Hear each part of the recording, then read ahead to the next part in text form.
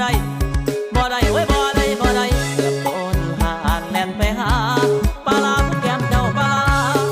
าผู้แก้มเจ้าปลาละแม่นเจ้าลอยผัวมาหรือเปล่าละน้องหรือว่านวลเนื้อทองจะโสดอ่องตองบ่ทันมีใครหรือว่าเป็นแม่ห้างผัวเจ้าปลาให้คนเดียวได้อ้ายไปทั่ว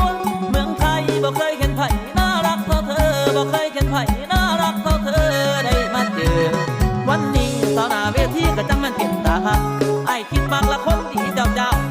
คิดบักละคนดีเจ้าโดยทางน้องว่าจังได้สำหรับทางตัวอ้ายมันพอตายแล้วตั้งแต่พ่อเนี่ยอุ่นแก้มจนพุ่นถ้าเจ้าหักอ้ายผู้หักอ้ายฟังเด้อละที่ว่าทุกฟังมีสู้พี่ก็จะป่า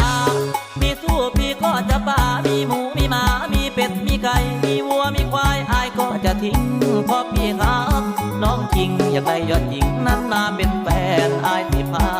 แดนควงเจ้าทั่วแดนที่อ้ายไม่ลำว่าจังไรคนคำเจ้ามักหมอลำบางบ่คนดีเจ้ามักหมอลำบางบ่คนดีหรือเจ้ามีแฟนแล้วพอกำจนแล้วถ้าบ่ได้อยู่ได้บ้างแต่ละน่ะนอนวิดเล่าเอาผู้เล่าโดยขี้นอกแม่นคุณพ่อต่อรอผู้ต่อรอกินดองให้เจ้าข้าวอ้ายเนี่ยพอได้มาแวะผูกแขนซอยละอวยพรน้องให้อยู่ดีสาวหน้าเวทีละมีแต่คนงามผู้บ่าวหมอลำที่ตายน้ำงามงอนผู้เอวอ่อนละอ่อนใจหมอลำมักดีคนงามสาวลำเตยมักดีคนงามสาวลำเตย